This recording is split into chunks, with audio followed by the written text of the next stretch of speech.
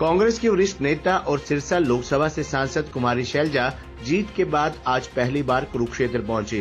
कुरुक्षेत्र में कांग्रेस कार्यकर्ताओं ने उनका जोरदार स्वागत किया, जिनमें मुख्य रूप से असम से विधायक शमशेर गोगी, कांग्रेस के वरिष्ठ नेता सुरेश यूनिसपुर, ललित बुटाना, ओम प्रकाश सलूजा, बिमला सरोहर, निशी गुप्ता, प्रवेश राणा, मुलक राज अरोड़ा सहित बड़ी संख्या में पार्टी पदाधिकारी और कार्यकर्ता मौजूद रहे। इस मौके पर कुमारी शैलजा का कार्यकर्ताओं ने जोरदार स्वागत किया। पिपली पैरागेट में आयोजित कार्यक्रम में उनसे मिलने पहुंचे कांग्रेस कार्यकर्ताओं से कुमारी शैलजा ने बातचीत भी की और फीडबैक भी ली, साथ ही उन्हें दिशा निर्देश भी दिए।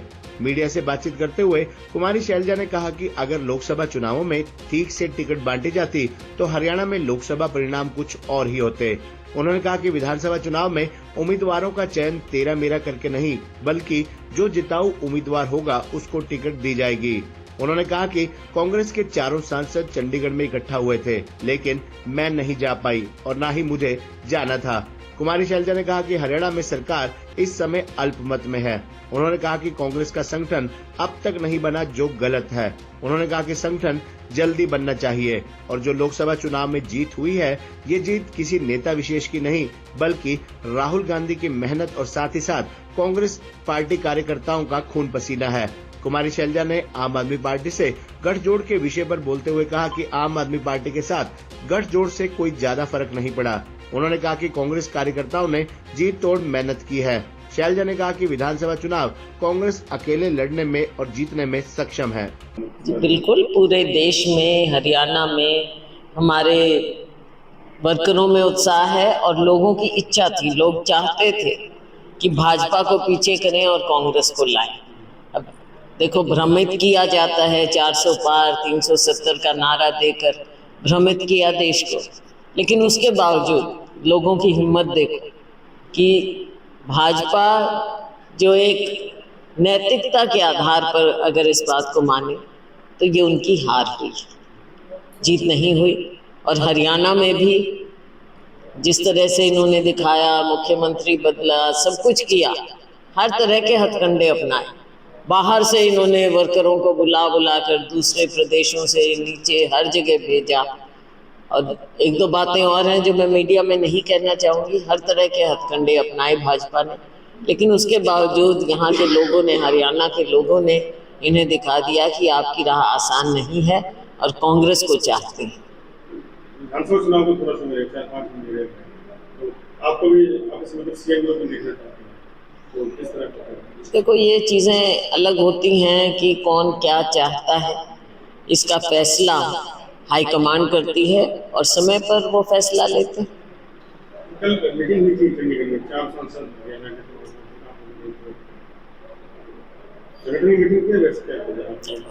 क्या पता वो संगठन की थी, क्या थी, तो मैं तो नहीं जा सकती। आगे की क्या रणनीति है?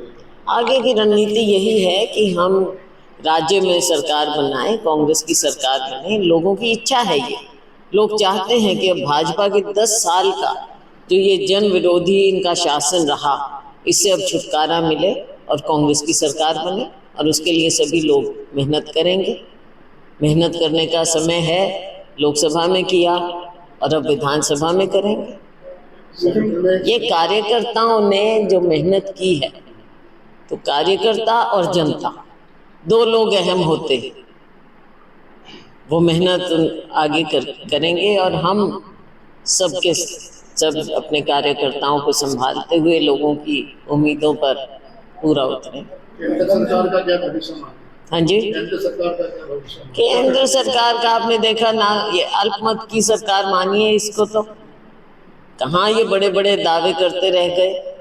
लोगों ने इन्हें मैंडेट तो दिया नहीं है, लेकिन अभी इन्होंने जैसे भी एनडीए की सरकार बनाई है, देखेंगे ये कितना इनका एजेंडा चलेगा, क्योंकि भाजपा का एजेंडा बिल्कुल अलग है।